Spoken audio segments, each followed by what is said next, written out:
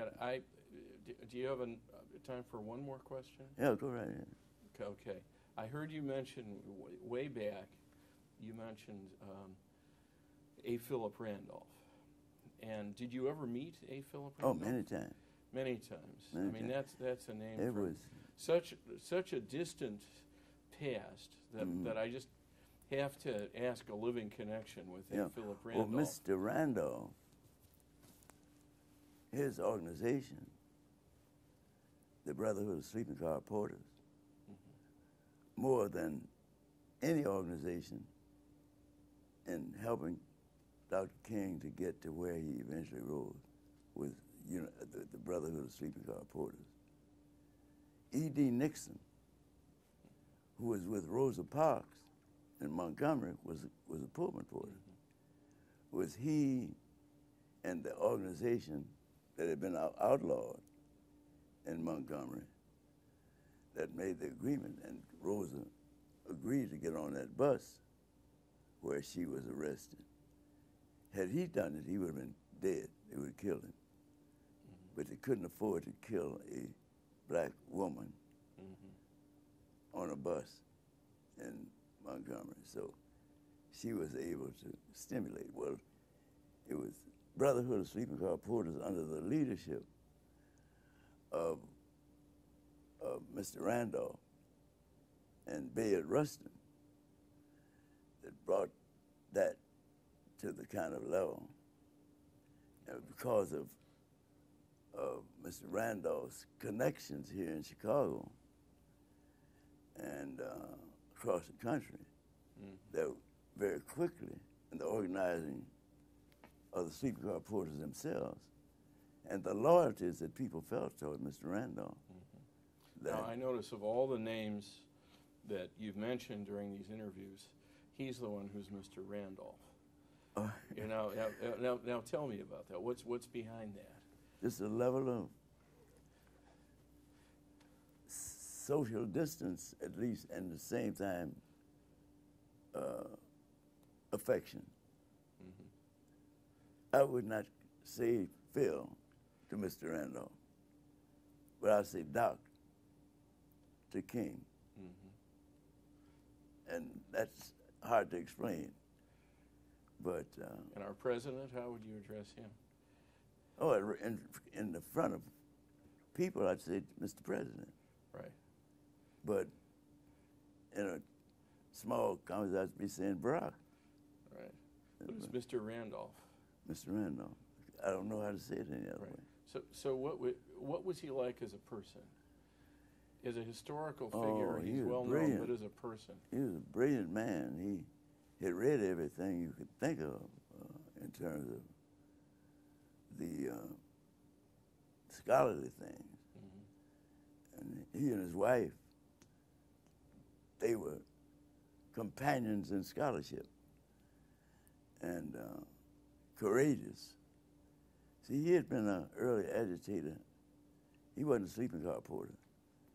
They had to come, the sleeping car porters had to go to 125th and 7th in Harlem to ask him to become their president. And he was so convincing. The sleeping car porters at that time was not a part of the FFL. And like she did in so many cases, Ms. Roosevelt was asked to be the chief speaker at National Convention of the FFL.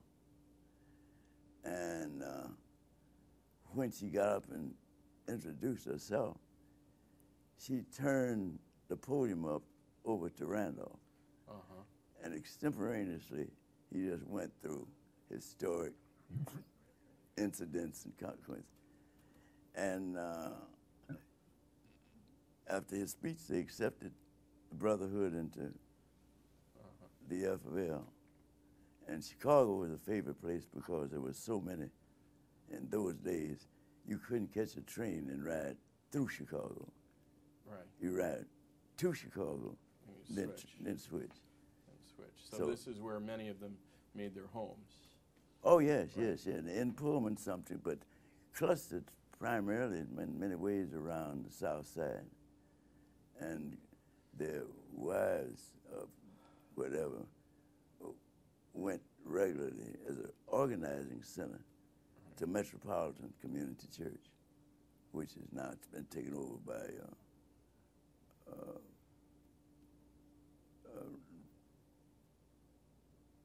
the president of the Woodlawn organization. Right. Again, names to remember. He's the minister there, but he saved the church because they were preparing to tear that historic. Right, down in historic Pullman. Yeah.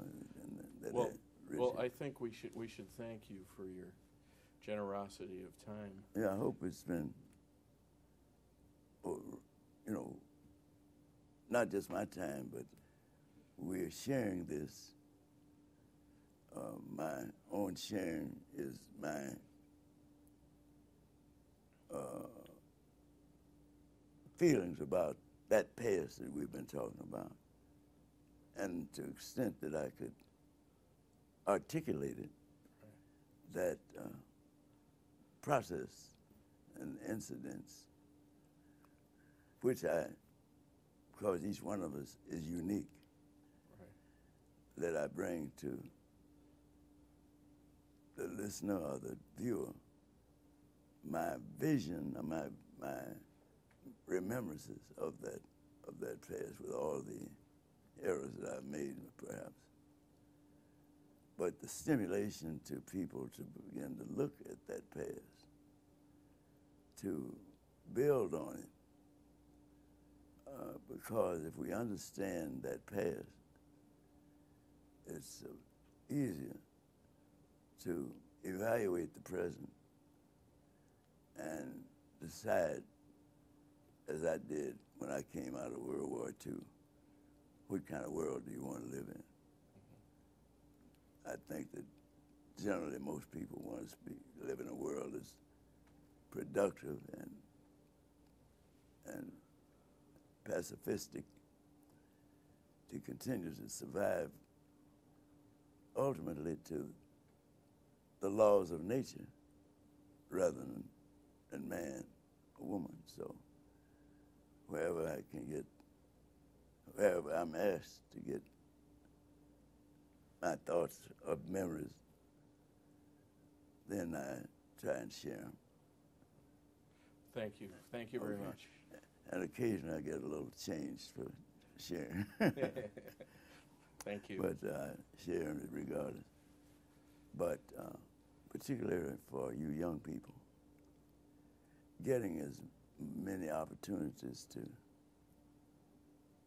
as Stuart Circle could do so well, to share that past and evaluate that past, then the future can be more productive and longer lasting. And with the modern equipment of extermination, we better hurry up. It's true. Thank you very, very much. Okay. Thanks.